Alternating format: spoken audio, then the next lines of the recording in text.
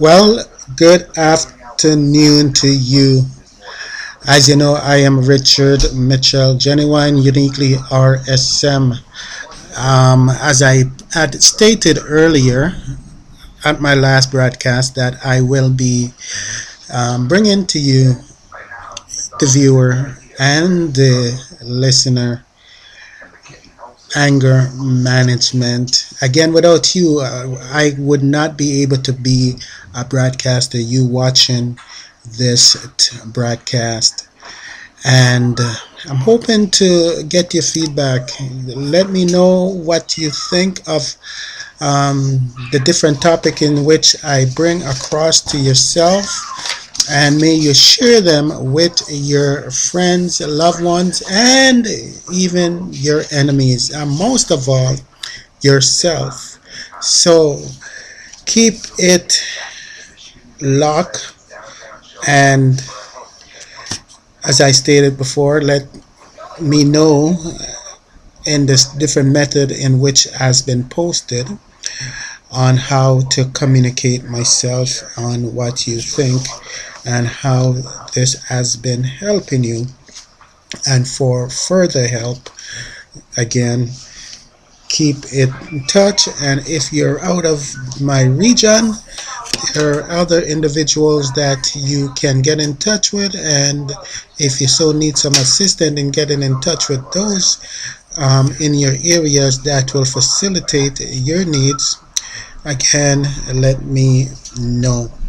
Again, there are so many individuals within, again, our community who are not adequately equipped to control their emotions, and emotions which are somewhat can escalate into destructive behavior, are basically sadness, grief, anger, you just name it. Almost every emotion that we do have can be dramatic or destructive, but they can also be healthy, and what brings you and propels you to a state of motivation and zeal and passion. So we need to know how to rightfully challenge our emotion, as we are now tips and techniques for getting anger under control. I believe for far too long, as I stated, that too many in our community has been wrongfully labeled and treated in adverse ways due to the fact that they were provoked, and upon their being provoked, they're unable to control or deal with it in their emotions in a appropriate respect. In so saying, let me continue in understanding anger. See, when we understand anger, we therefore realize that the emotions of anger is neither good nor bad. In reality, that is, it's perfectly healthy and normal to feel angry when you have been mistreated or wronged. The feeling isn't the problem, however. It is what we do or you do with it that makes the difference. You see, anger becomes a problem when it harms yourself and others. So this is where we need to learn and to foster good and healthy emotions, especially when it comes to anger, sadness, and so on. But we're dealing with anger at this point in time. You see, there are individuals who have hot temper, or it says, if you have a hot temper, you may feel like it is out of your hands, and there's little you can do to tame that beast, but you have more control over your anger than you may think. You can learn to express your emotions without hurting others or yourself. And when you do, you will not only feel better, you'll also be more likely to get your needs met. Mastering the art of anger management takes work, but the more you practice, the easier it will get, and the payoff can be extremely enormous or huge. Learning to control your anger and express it appropriately can help you build better relationship, achieve your goals, and lead a healthier, most satisfying life. And for definitely, you will have less disease carrying around, like ulcer, diabetes is one of those that you can develop, cancer in different respect. So and we need to also eliminate the myth where anger is concerned. You see, number one myth, I should hold in my anger. It's healthier to vent than let it out. That's definitely not a reality. The fact of the matter is, while it is true that suppressing and ignoring anger is unhealthy, venting is no better. Anger is not something you have to let out. It is an aggressive way to order to in order to avoid blowing up. In fact, outbursts and trades only fuel the fire and reinforces your anger problem. I would say one way of letting it out is, if you are an individual who like to resort to outbursts, is you could go into an area, I would say, that you are away from the individual that may have triggered that hot spot in you, and just shout. If you are a singer, I would say just sing it out aloud, and allow yourself to come back to a state of calmness. Another myth is that anger, aggression, and intimidation help you earn respect and get what we want. The fact of the matter is, again, is that the true power doesn't come from bullying others.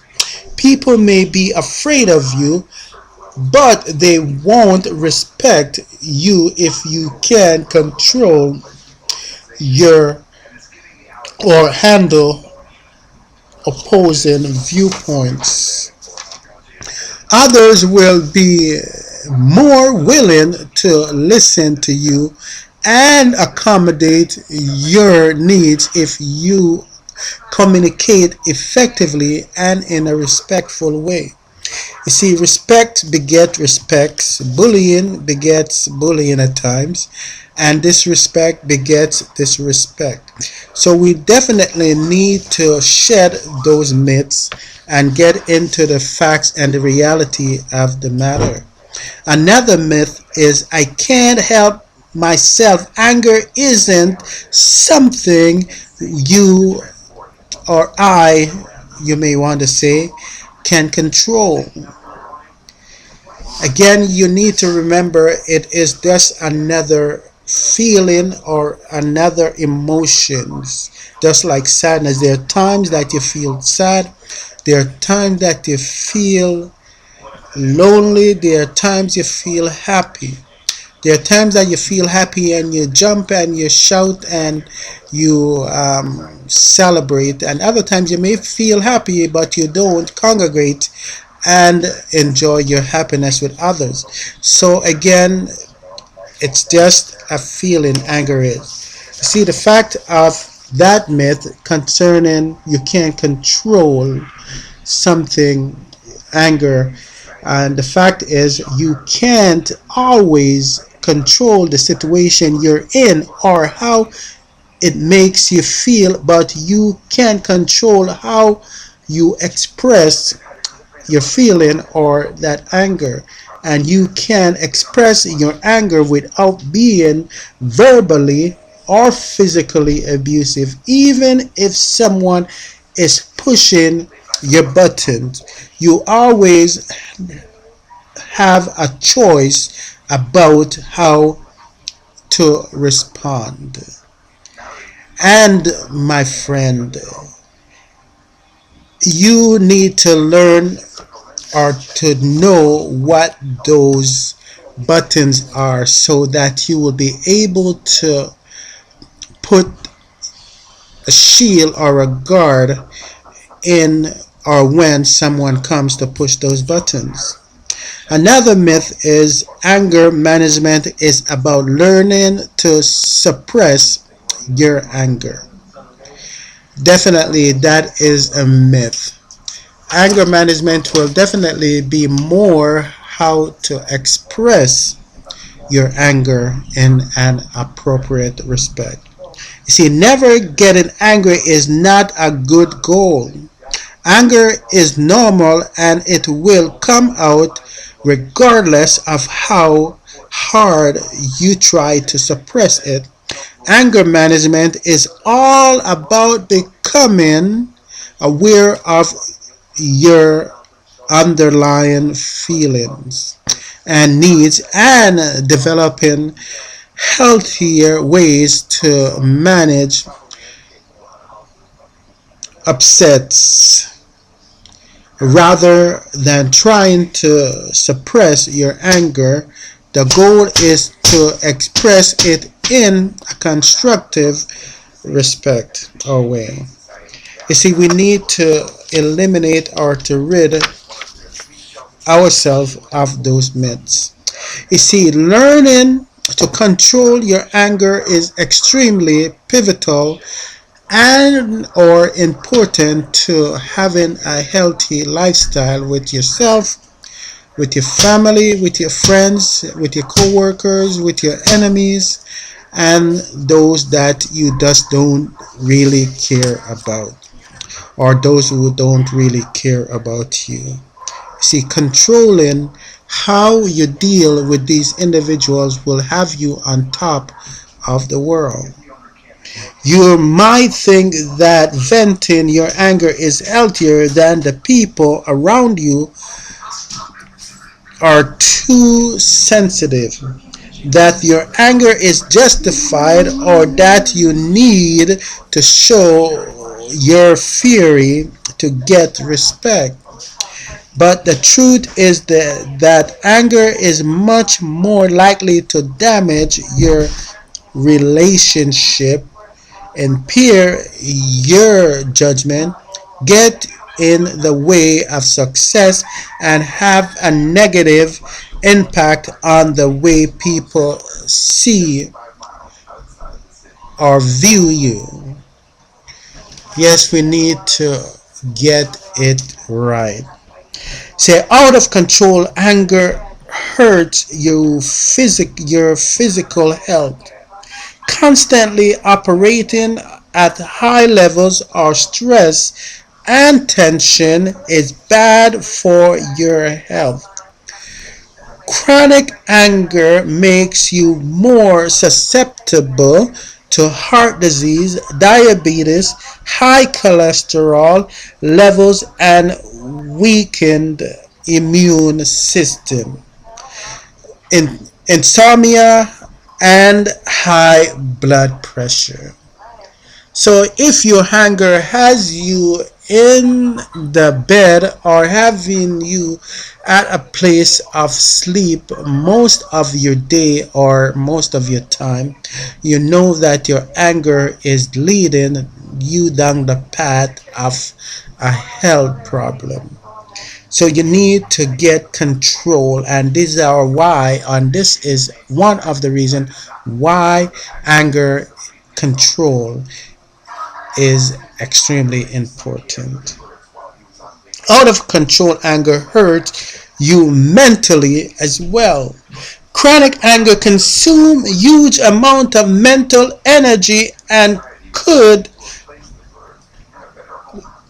and clouds your thinking or our thinking, making it harder to concentrate, see the bigger picture, and enjoy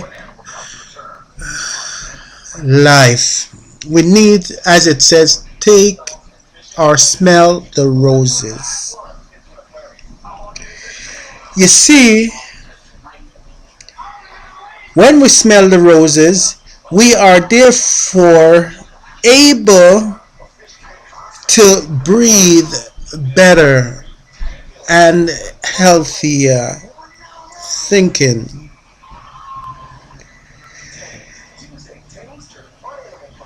It can also lead to stress if we don't learn how to take a smell of the roses. Depression and other mental health problems will definitely occur. Out of control anger hurts again, but lashing out only alienates your colleagues, supervisors, or clients and encode their respect. Enrolled their respect. What's more, a bad reputation can follow you whenever you go, making it harder and harder to get ahead. That can happen in both respects. People will see you overcoming and overachieving, and then they will also want to further cause or push buttons to see you becomes a failure. Yes, my friend, out of control anger hurts your relationship with others most definitely. And we need to get that under control. You see, it causes lasting scars in the people you love most of all and gets in the way of your friendship and work relationship. Chronic, intense anger makes it hard for others to treat you, to trust us or to trust you and speak honestly or feel comfortable. They never know what is going to set you off or what you will do. Explosive anger is especially damaging to children. And for sure, we want to guard and to protect the minds and the welfare of our children, don't we?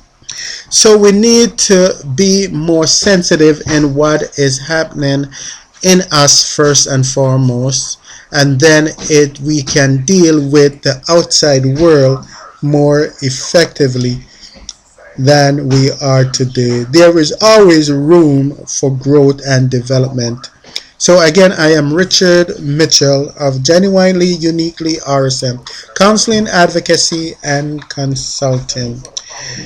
647-858-9463. Be good and know that you are number one in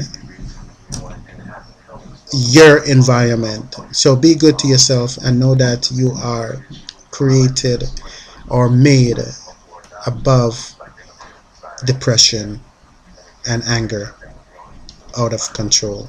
Bye for now.